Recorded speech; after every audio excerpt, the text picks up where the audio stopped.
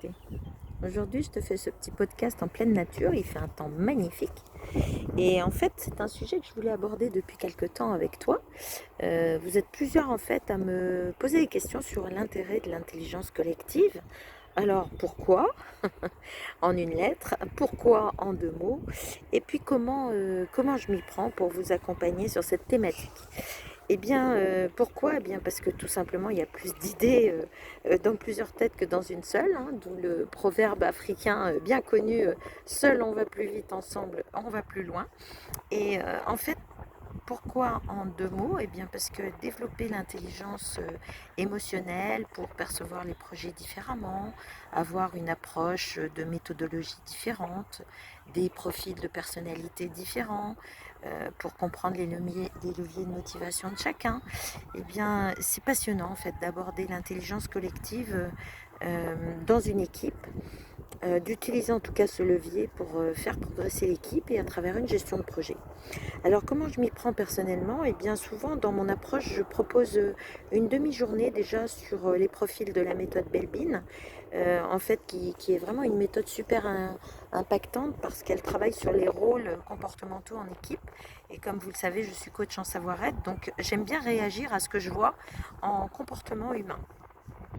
Alors d'abord, ça présente l'intérêt de s'attacher dans une première partie aux caractéristiques de chaque profil. C'est-à-dire que chaque collaborateur remplit un test pour apprendre à mieux se connaître. Du coup, le manager a une vision plus globale de son équipe, de ses profils, et on en dégage en fait deux rôles préférés, un rôle à éviter, et du coup, les collaborateurs peuvent se faire mieux reconnaître. Il existe même des entreprises qui ont eu l'idée de créer des petites pyramides sur les bureaux pour justement avoir la visualisation des rôles préférés de chacun et du rôle à éviter. Deuxième étape, je réalise avec le manager et les équipiers du coup le profil de l'équipe, ce qui va nous permettre d'analyser les forces de l'équipe, les faiblesses, également les risques et surtout les enjeux en fonction des projets les plus importants à gérer pour l'entreprise à l'instant T. C'est une approche globale qui n'est pas immuable, donc c'est pour ça que j'aime bien. Ce que je veux dire par là, c'est qu'on peut tout à fait changer de rôle en équipe par rapport à un projet différent. Donc c'est dans ce sens où je vous dis que c'est pas immuable en fait. Et puis troisième étape, eh bien, je rééquilibre l'équipe en fonction des risques analysés, des enjeux.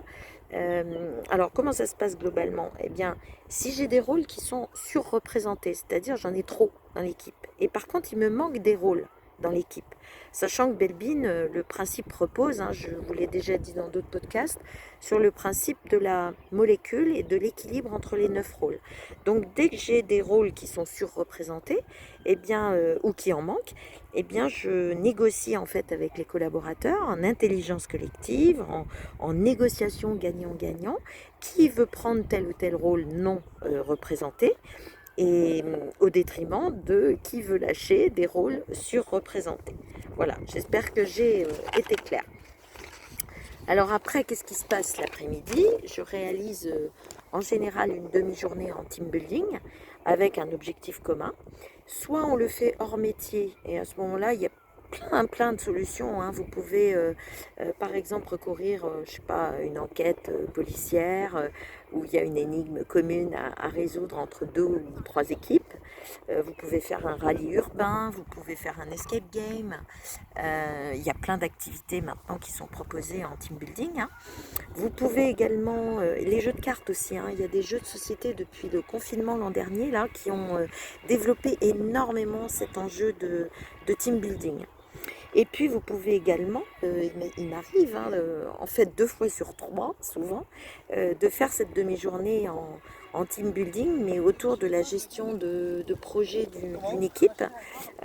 C'est-à-dire qu'on est vraiment en intra-entreprise l'équipe a une gestion de projet, elle a compris le matin comment mieux travailler ensemble, et du coup l'après-midi, on commence à se coller au projet, c'est-à-dire comment on s'y prend, quelles sont les forces de chacun, les faiblesses de chacun, comment on se répartit les rôles, qui fait quoi, etc. En fait, l'objectif là, c'est que vraiment chacun trouve sa place, se sente considéré, reconnu et valorisé dans sa place. En fait, c'est un outil vraiment qui privilégie l'intelligence collective, c'est l'outil SAVI, hein, c'est-à-dire comment le manager va sécuriser l'équipe, valoriser chacun, rendre acteur et puis implique chacun des collaborateurs. 3 mois plus tard, en général, je fais des retours d'expérience pour analyser les points de vigilance, les actions correctives à mettre en place. Et en fait, les avantages de tout ça, c'est que chacun grandit en pleine conscience aux côtés de ses propres équipiers. Et pour le manager, il se sent nettement plus légitime en management différencié. Il se sent également beaucoup plus autonome pour les monter en compétences, puisque c'est sa mission numéro 1.